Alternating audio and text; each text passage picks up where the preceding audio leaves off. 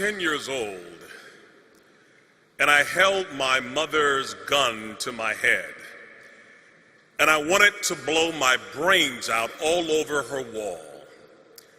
You must ask the question, why would a 10-year-old child want to die? 10 is a time to dream of being an astronaut, of being a soccer star, a football player, a preacher, a pastor, a doctor. But for me, life was so horrific, with so much vitriol and pain, I wanted to die. I'm the product of interracial immigrants. My grandmother was tall, white, and thin from Germany, and we called her French fry. My grandfather was a big, burly black man from Cuba, and we called him Hamburger. Hamburger met French fry and created a Happy Meal. And these two immigrants produced 7 McNuggets with special sauce. We would joke that we would have Wiener Schnitzel with salsa for Thanksgiving. My grandfather had to hide the fact in the 1940s in America that he was married to a Caucasian woman. But one wedding anniversary, he had a flaw. He liked to drink overproof Cuban rum. And one evening he was inebriated. And a man saw them together and said to my grandmother, "Why would you be a nigger lover?" My grandfather, with huge arms, lost his temper and hit the man in the jaw and broke his neck. The man didn't die, but he was injured severely. He went to the worst prison, convicted of the crime, Mansfield Reformatory in Ohio, locked down 23 hours a day. It hit the newspapers that my grandmother was married to this convicted felon and she lost her job. But being a German woman, she didn't complain or whine or woe is me. She began to work odd jobs, cleaning other people's houses and toilets, taking care of their children. But as she was working, she would have fainting spells, passing out doing her job. She went to the doctor and discovered that she had a tumor growing behind her left eye that was metastasizing to her brain. And the doctor said, "We have to take out a third of your face, your eye. You will be malformed and disformed and disfigured for the rest of your life." What do you do when the American dream becomes an American nightmare? She could not work. She was sick and mutilated. My grandfather's in jail, and day by day, they lost everything that they had acquired. They lost their house, they lost their car, they lost their furniture, they lost their dignity, they lost their self-esteem, and they were living in the streets like animals.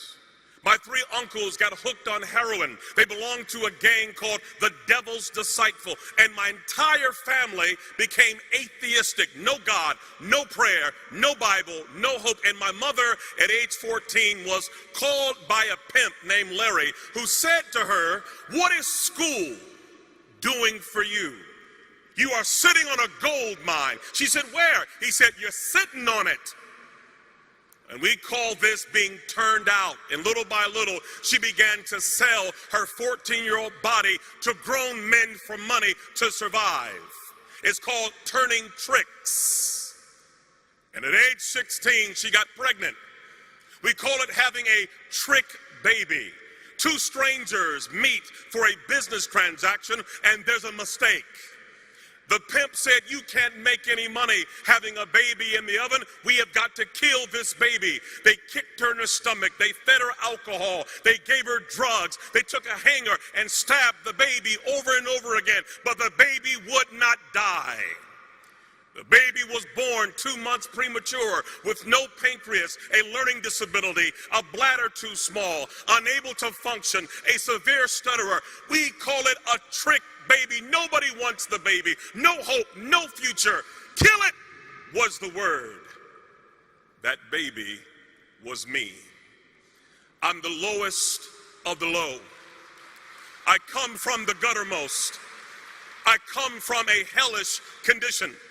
And so when I would go to school, I couldn't talk. I stuttered so severely from the trauma. My mother had a madam who hated men. Her name was Dolores, and she was a sadist. And when she would watch me, she would take a broomstick and stick it in a place where no boy should have any object in his body. And when you are tortured like that, you learn 4 things. Don't talk, don't trust, don't feel, and pretend nothing is happening. And by age 10, I had had enough.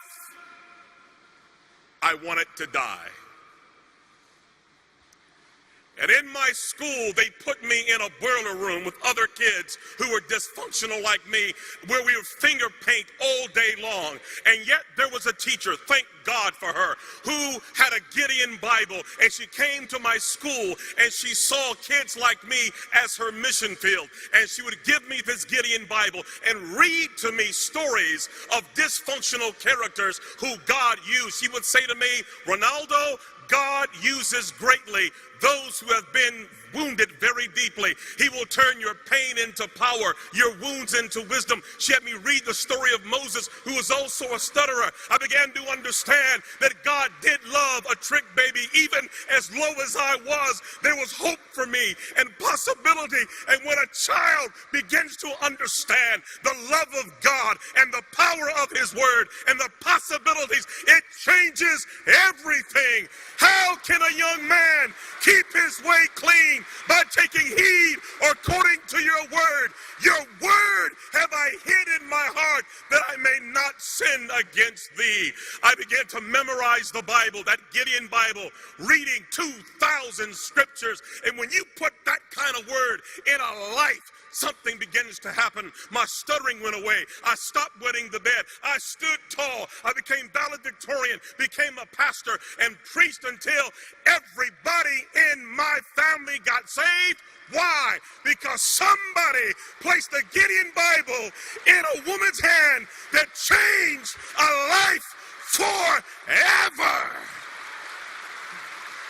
Yes, I was born a trick baby, but the trick was on the devil because of you and the power of the word of